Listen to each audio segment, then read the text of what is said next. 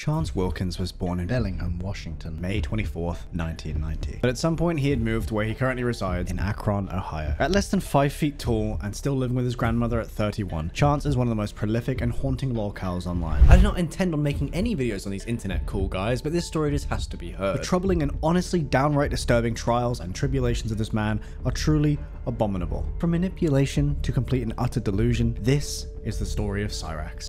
I can honestly start this video telling stories of any point of his YouTube saga, which spans over 15 years, and you would most likely find it just as disturbing as it is concerning. Before 2017, there are only a select handful of videos that are actually archived, and all relate to him being some kind of rap artist and him lying about being signed with multiple record labels. He even at one point allegedly signed with someone, and then over the span of a few months, he'd not only stolen all of their music, but the names of the musicians, and completely plagiarizing other artists that he actually considered to be family. Eric Scrubolo was one of these people, and he offered to let Chance sign to his record label in around 2012 to 2013 because he felt sorry for Chance and his appearance. And after all that, he ended up throwing the record label's dog tags into a lake. He later did an apology video with his girlfriend Heather to try and get back into the record label.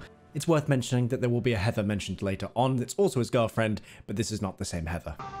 I know you're pretty upset about the whole dog tag thing and whatnot. We regret it, man. And if I'm giving the wrong impression that maybe he is a semi-successful artist, you'd be mistaken. In his entire music career, spanning over 15 years like I've mentioned, he's made a whopping maybe $100. He's made 70 cents with his songs, he sold 2 t-shirts for $60, and he has sold 2 of his CDs, but has yet to ship them out.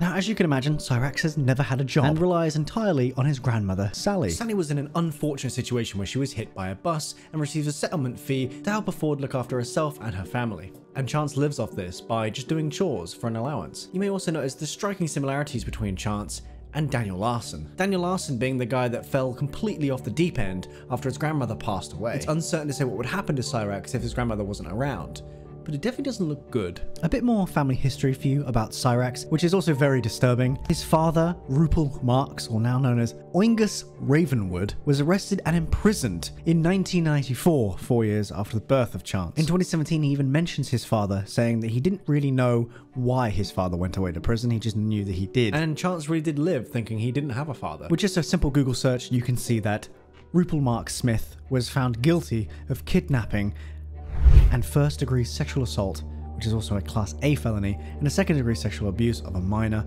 Class B felony. Now, these were the crimes that were committed by Rupel Marx Smith, and it paints a really, really terrifying picture of the family of Chance Wilkins.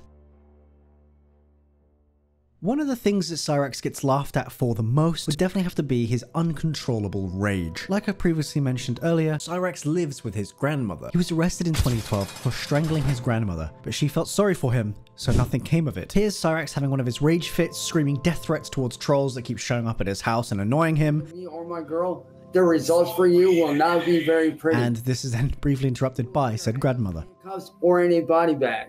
Because, yeah. On my way. Anyways, y'all, I'll be right back. Give me just one moment. What did you just say? You will either end up in handcuffs or in a body bag. You're not, just don't even talk to them. Sorry about that, guys. Guys, here's the thing, Doc.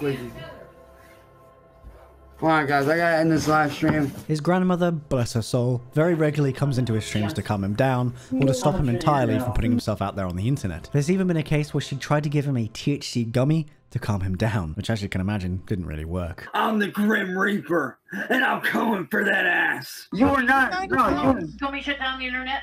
No, it's one of the most inspirational things about Cyraxx is all of his wondrous talents. He is in absolute abundance of skill and talent because he's just a natural born genius, clearly. Here you can see his immense rapping skills. What's happening? Call a taxi, bring the book, bring the facts again. Since anybody's fancy man, look at the east side where it had the ends. I'll put this motherfucker on the map again. A ruthless drummer. A master of the elements, an airbender if you will, and a CGI artist.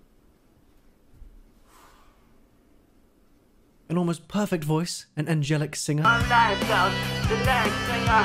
ferocious MMA fighter. A determined race car driver, and recently dethroned Drift King. And also, Dev, just ahead of time, bro, if my internet does cut, we're gonna have to restart. And not to mention, an actor and a director in his own movies. Now, Chance is most notable for stealing art and mostly music. He's been caught multiple times stealing beats from SoundCloud and altering them slightly, whether that be pitch shifting or just adding some treble to it. He's even stolen art from DeviantArt to sell on t-shirts, which is probably the reason why he's only sold 2. Candlesmith is a character that needs no introduction, as Candlesmith was someone that was just friendly to Chance, and he took this for granted and abused this. In fact, just because she was nice to him, he ended up developing feelings for her. The fallout of these two ended up causing so much negative attention to Chance as this drew attention to trolls. Now, the falling out seems to have been caused by the fact that she rejected him, as he was consistently advancing on her and just trying to hit on her after he caught feelings for her. Now, because he went completely psycho on her when he fell out with her, he decided to dox her, call her landlord, and threaten her. He kept saying how he was going to come over and do all these things. In fact, he actually ended up leaving a lot of voicemails for her, and while you can hear what he had to say for himself, as it's just maniac behavior. Play that game? That wasn't a real officer on the fucking line. Just guess what? I have family in the police force. And guess what? An officer has to come to your house. I have to fuck off and leave me alone and leave all my friends alone and stop spreading fucking bullshit lies about me that you know ain't true. And newsflash, you don't work for them. So you need to stop fucking lying to people. After the voicemails that Candlesmith were released, you can imagine the trolls wanted to play even more of a sick game with Chance, and they decided to create a very elaborate prank, which was basically faking contracts with him that he was signed on to different musical labels and stuff. And he loved this so much, he did multiple live streams where he was like celebrating. He was wearing a leather jacket, he obviously brushed his teeth for the first time in months and brushed his hair, what's left of it, and put sunglasses on indoors. In this celebration stream as well, which I found quite funny, he ended up leaving a random dude on the live stream because he forgot to end it. So some dude who just sat there like talking to himself. I figured I'd come in, celebrate, kick it, chill. Oh yeah. Bet y'all gotta bounce up out of here. I'll catch all you crazy fucks later on, man. Peace. Later, homie. Later. Now, someone we've mentioned already in this video, Marty, was actually working with this quote-unquote record label called Bender Boys that Cyraxx was supposedly signed with. Later on, they called him, telling him that his music video didn't perform well at all, and now his contract was being sold on to Marty. After finding this out, Cyraxx decides to go live, crying on stream.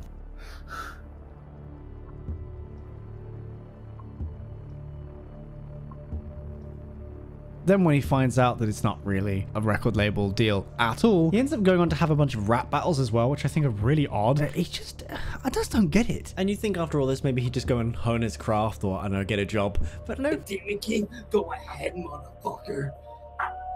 I will rip out your motherfucking soul as I... Chance's second girlfriend, also named Heather, she actually ended up living with him, and this has been going on for quite a while now. And they'd met online due to Chance's epic rap career. Funny story, she actually abandoned her wife and kids to be with him. She abandoned her wife and kids to then be with Chance. This Chance, the Chance we're talking about. She even said as well, at one point, randomly I saw this doing some research, she said that her marriage was actually void because she never had intercourse with her ex-partner. Do with that information as you will. But I will say that she does keep saying that she's fighting for custody of her children, and Cyraxx is very much latched onto that idea and is on some sort of crusade to win these kids back, as if he ever had them in the first place, and as if they're his. Cyraxx has actually been known to be quite abusive towards Heather as well. And in this clip, you can actually see him kind of wrestling with her and just bashing her as hard as he can on her side, but he's small and frail, so this then leads Music Biz Marty to then call the police on him, and well, the police obviously respond with, yep, there's nothing wrong going on here, and then they leave.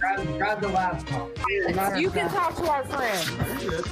They know nothing. Yeah, we can confirm that there's no domestic violence going on whatsoever, so... There's no domestic whoever called violence. you need to... I've also seen a document that has redacted statements in it as well from the police over in Akron, Ohio, and there are so many police reports on him. A lot of them are literally like written off as prank calls because people that he speaks to online or that troll him online call the police after almost every interaction with him, and they are absolutely absurd. We're talking like fake bomb threats and things like that. This then ends in spectacular fashion as Cyraxx gets exposed for sending dick pics to other people on the internet. This is very shortly after he gets swatted, and he actually basically streams his breakup. Like, it's like a one-on-one call, and they are live streaming this.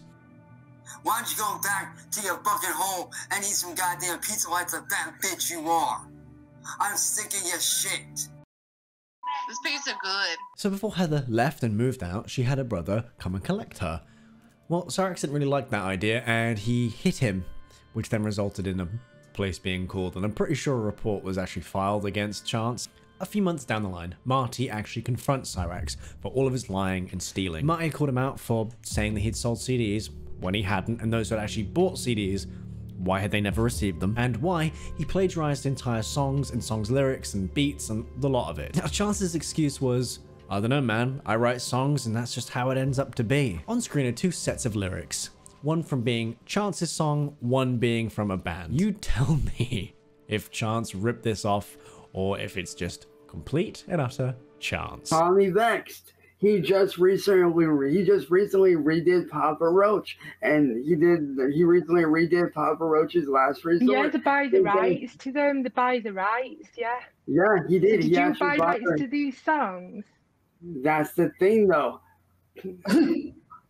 Marty, listen, you just don't get. This is where we start slipping down that rabbit hole. But we start to find out who Cyraxx really is. Kate of Masshole reports, who had pretended to be a 15-year-old girl named Crystal, and they had a friend talk with Cyraxx, also pretending to be 15, and he unsolicited sent and revealing videos of himself to somebody who was pretending to be 15 years old. Now, there is a full stream on this, which was actually ended up deleted on YouTube, so I'll try and mention the main points from this. It is revealed that one woman that he was speaking to was a single mum. Now, people theorize that he wanted to be with a single mum so he could be around their children, and without there being a partner around, well, this was open season for Chance. He actually texted one woman and said, I want to hug and kiss the kids. This also then obviously goes in line with his ex Heather, who he kept going on a mad crusade about and saying, I'm going to get my kids back and get the kids back, when they have no relation to him whatsoever. They're just his girlfriend's children. They're not related to him whatsoever. He's never even met them. Now, when he was being exposed for all this, he was obviously in the live stream with the people saying this to him and reading out the evidence. And while he was having a meltdown, he decided to just, you know what I'm going to do? I'm going to get the stream taken down so no one sees it. So he got his junk out. He just flashed the stream and got the stream taken down. And obviously after all this, police were called by others on the live stream and a report was filed. Cyraxx had also mentioned an online relationship he had with someone named Chloe, who was actually a 15-year-old girl. He was confronted by these same people that caught him for the first time. Now, Chance's excuse was that he didn't really know her real age and figured that she was maybe lying. Trying to take accountability, and was this the only time it's ever happened? Yes, it is. There was one other time. There was a time recently, which, and I know that Kate brought this up, that Chloe chick that I was doing charity work for, me and her ended up together. And then I found out today, and she did not tell me this until fucking today, which I fucking blocked her ass right away. She flat out told me. Cyraxx. She sent screenshots where she said that she had to go to sleep early because she had to get ready for school in the morning. By the way, Marty, kiss my ass, bitch. This leads us on to the goons. Cyraxx thinks that people are literally out there trying to kill him, whether that means stalking him, following him when he walks down to the little shop to get another Monster Energy, even though this is all based off the fact that a photoshopped of his house with a gun being held at it. Somebody just photoshopped themselves holding a gun outside his house. The picture of his house was from Google Images. That was the threat. And someone actually did end up shooting at Chance's house, and it was while he was obviously streaming. It's insane. Watch the clip. Raped her when I never even met her.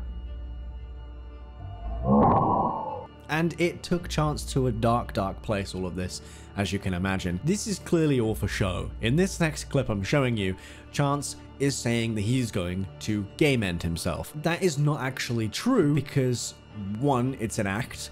Two, what he's holding to his neck isn't a knife. He keeps saying he's holding a knife to his neck. He isn't holding a knife to his neck because he later admits it's a pen. It wasn't even a biro or ballpoint. It was a stylus, like a drawing tablet. So once again, the boy cried wolf. Yes. Marty, do you want me to end my life? No. Do you want me to end my life? Cyraxx, I'm gonna have to call about being check-in now. I don't want you to end your life. Because you want to know what you do to me every day? This is what you make me want to do every fucking day. Because of what you fucking do to me. Sally. No, don't. Yeah. No, don't. Yep. Put it down. Put it down, Cyraxx. No. Put the knife down, Cyraxx. It's not a knife. It's a fucking pen. But Marty, this is what you do to me. It's the fucking pen that I use. But Marty, dude, this is what you fucking do to me every day. And you think it's a joke. And someone did actually also end up coming to his house. I believe it was actually Marty himself. Nothing happening here. And Cyraxx just said, I'm not coming out, and just kept arguing, giving excuses. Recently, as I've been recording and working on this video, Cyraxx actually went to Music Biz Marty's house for a fight. I thought you went to the theater. Come on. Come over here.